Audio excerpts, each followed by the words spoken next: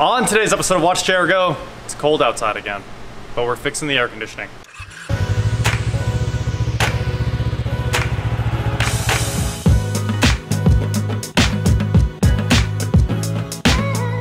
What is going on, guys? I am Watch Chair Go, and like I said, we went from these nice we had two 70-ish degree days here in Kansas, and today it's snowing and freezing again.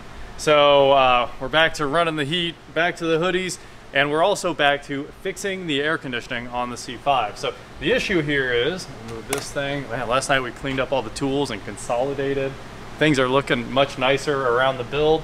Let's grab the AC compressor mount here. Slide this thing off. I showed this in yesterday's video. It was like the last thing we had to do before we could stab this thing.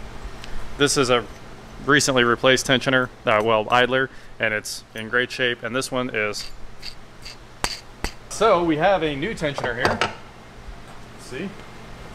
It is a Gates 38196, and it sounds much better. Here you go. That's how those things should sound. So we gotta pop this one off, swippity swap it, and then continue putting everything together. Then we can roll the whole assembly into position and get ready to drop the car onto it. I think we're ready. I think we're ready to go. Also, some people were asking if they could see that freeze plug that's in the crankshaft. So if you look right inside the rear, on the rear snout, you can see that plug right there. That is that freeze plug, and it is a real thing. It does exist, and you can push it out if you use a hydraulic method of popping the pilot bearing out of there. So your call. It didn't push mine out. It looked fine after the fact. So I figured I'd show you guys just because there was a question about it in the comments. Let's see if we can zip this tensioner off here. Oh, look at that. Easy breezy, beautiful cover girl. Old one out. The new tensioner is keyed. Line up the key. Put the bolt back in. Man, this is easy when the car's apart. It's a whole thing once the car's together. There we go. We dropped the key back in, got the bolt started. That should do it.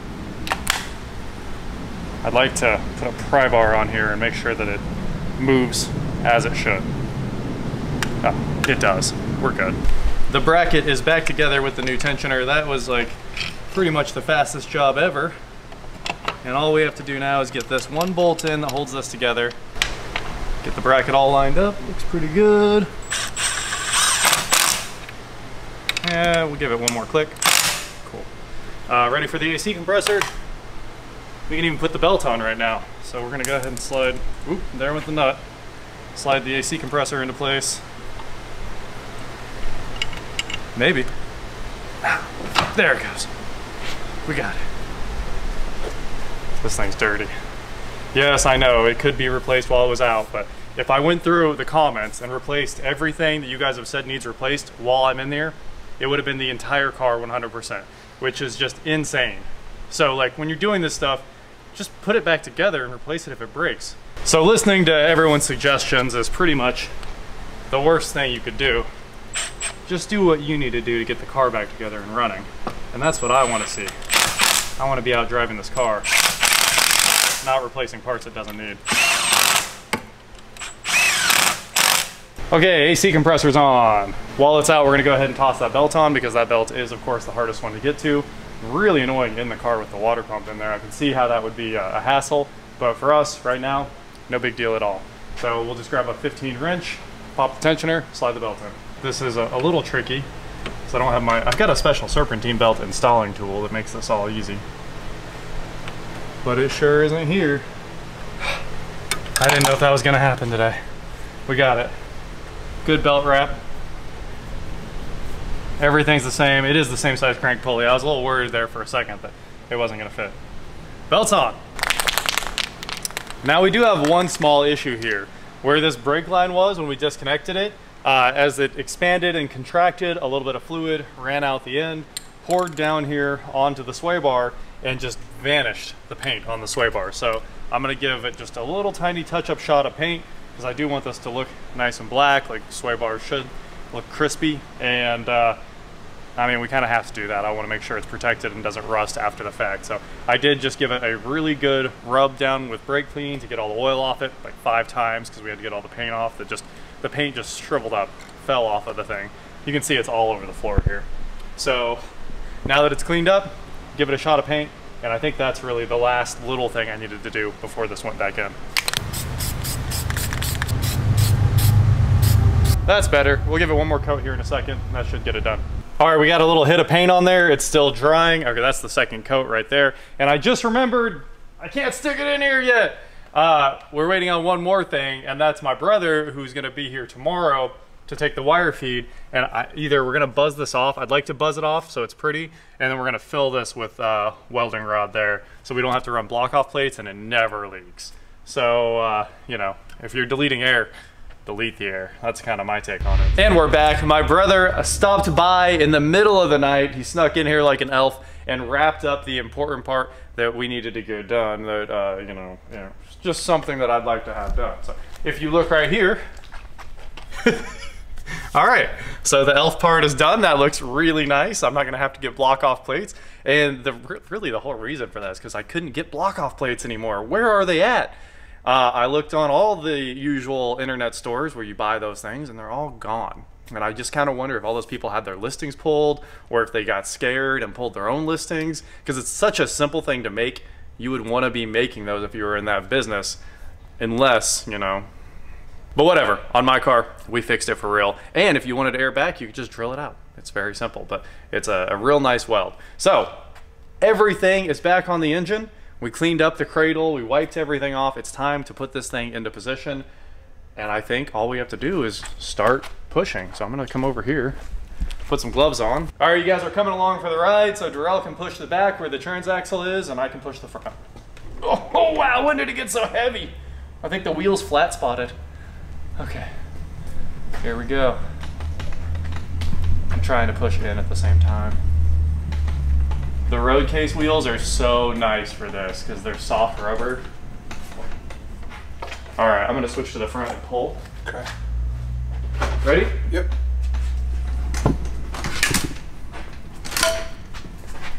Okay, I gotta come this way. How are you looking back there? I gotta come over. Yeah, there you go. I think we're home. Okay. We're basically all the way. I dropped a screw that went to something. I literally think we're pretty much lined up. We're pretty close. Pretty close. I might have to come back just a smidge, but other than that. Okay. Awesome. Well, that was quick. Now we just need to lower the car. Don't forget, this is like the hardest part of hooking the whole engine up. I would say oil pressure, not that big of a deal. Cam position is kind of a bit of a deal. And the vacuum line here that comes off the T, where you've got MAP, you got your brake booster coming out of there, the huge hose, and you also have this little vacuum line that goes to the vacuum canister on the Corvette. There. So that's a broken one off the old engine, and the fixed one, the good one, is right there in the harness. And that vacuum line's in the harness. So, you know, if you're doing this for the first time, watch for those lines. I mean, nothing's really gonna hang you up because they'll just break. But you don't want to break that. It's not fun to fix. So, I think we have everything back where it needs to be. The only thing that's gonna be fun is this thing broke, so we're gonna have to replace that rubber piece. Anyway, everything else is good. So, I think we're gonna drop the car on. I think nothing to it but to do it. Let's lower this thing down. The ABS pump is gonna be a bit of a fight. A little bit of a fight. Everything else easy. We got the computer all hooked back up. Obviously, you guys know when we were trying to do this the first time, I tried to do it the way the dealership does it and what is technically the easy route. And it's pulling the wiring harness off the ECU, sliding it back through, and then leaving the engine all wired up and just pulling it out, you know, only 4 connectors instead of every connector on the engine. Well, that didn't work because the ECU is completely stuck in place. We think the back of it like rusted to the frame. It's not rusted through though, and the ECU is working. So we knew it was time to stop. So I stopped just the way you want to stop. So that's all put back. I just hooked it all back up. We're now ready to actually lower the car down. So let's get to it. Here we go. I'm gonna just slowly lower it down here. And I tried to make sure the pins were gonna hit. No promises. No promises at all, actually. We'll speed up a little bit. And then I'm gonna slow down right here and move some wires. And we're just gonna keep creeping.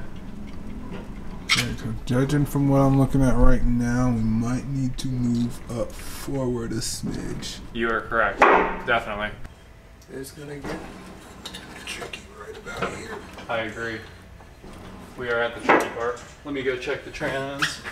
The AC line, we're gonna have to come up. All right, hold on. A little bit more, 1 more inch. 1 more inch, sorry. Okay, stop. Yep, you're clear. Clear, clear. Yep, keep on going. Okay, how's the steering shaft?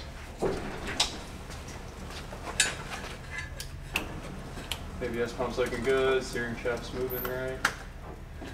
Transmission made noise. All right, you guys are here with a front row seat to the action. Darrell, go ahead and do the magic. We're gonna come down to like a bump at a time. Yeah, everything's looking good. Another bump. Okay, stop.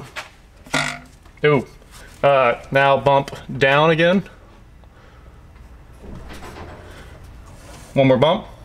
Okay, stop right there. You gotta get your side.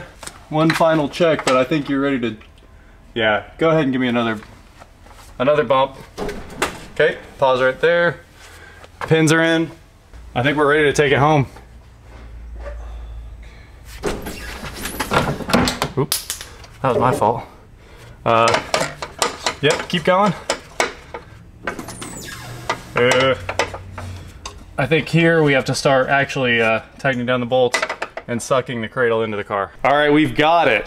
All the pins are lined up, all the bolts are lined up, everything's out of the way. It took quite a while to actually just do that, making sure that none of the wires got caught, none of the brake lines were getting bent, all that stuff. So to run it home, I'm just gonna take the cordless ratchet here and suck those bolts up in there because we have the car down as far as I want. Obviously these road cases will hold the weight of the car. We had it on it before, but it's probably smarter to just let the bolts suck the thing together. So just come in here like this. All right, we'll not tighten them down until we get it all in. So Milwaukee fuel ratchets can pull an entire Corvette together with their bare hands. Small but mighty. Small but mighty is the exact. The moment of truth.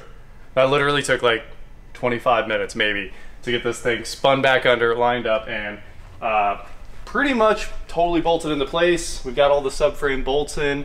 So I'm gonna push the button. This is the moment of truth here.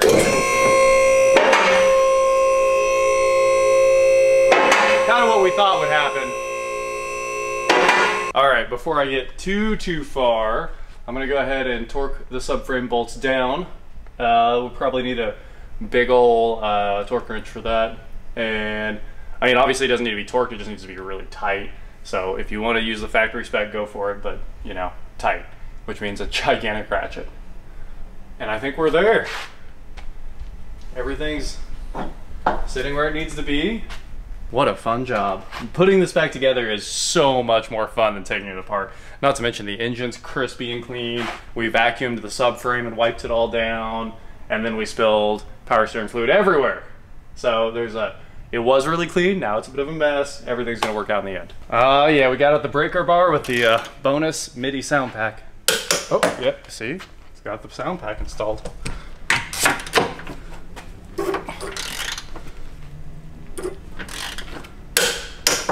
Cool, 81 foot-pounds is the spec. If you care, I'm sure most people just bury it because, I mean, it is the thing that holds the car together, so. Cool. After this, I think we get to quit for the day and then hook the thing up tomorrow because that's gonna take a few hours still. But hopefully it starts up. Now the issue is, this engine is of course built wildly different, much different injectors. I mean, double the size of the injectors.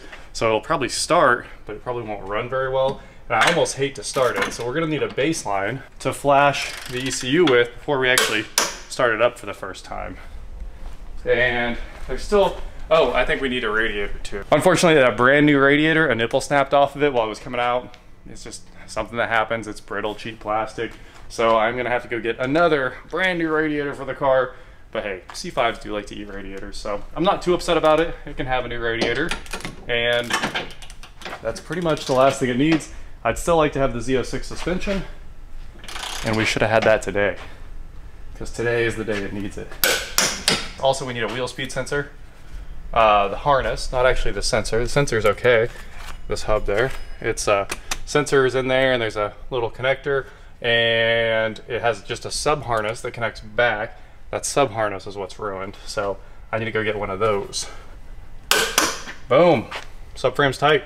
So looks like a great place to leave this Corvette floating in the air tonight. Well, the road cases worked out wonderfully, and the drivetrain is back in the Corvette, and all that's left is a few hours of hooking everything back up, and then, like I said, getting some kind of baseline tune on this, because you know, we doubled the injector size just to start with. So it would be wildly rich on that first startup. We'll get that figured out though. That is it for today, guys. Thank you so much for watching. I hope you're as excited as I am to hear this thing start up. Obviously, there is plenty more to do because we have to put the exhaust in. We've got that new exhaust system from Flowtech, which is going to be sweet with Holly shorty headers on there and everything like that. This thing's going to sound good. It's going to perform, and it may really end up being one of those cars that sticks around for quite a while. Thank you guys so much for watching. Don't forget to head on over to shop, watchchairgrow.com for cool shirts just like this. And please, like, share, subscribe, do whatever you want to do, and I will talk to you next time. The old case has held up just fine. I know people were worried about them for some reason, even though they're like 3/4 plywood. Really strong with metal sides. The only thing that's unfortunate is so much oil went on this one. The case may be full of oil, so I'm just not gonna look.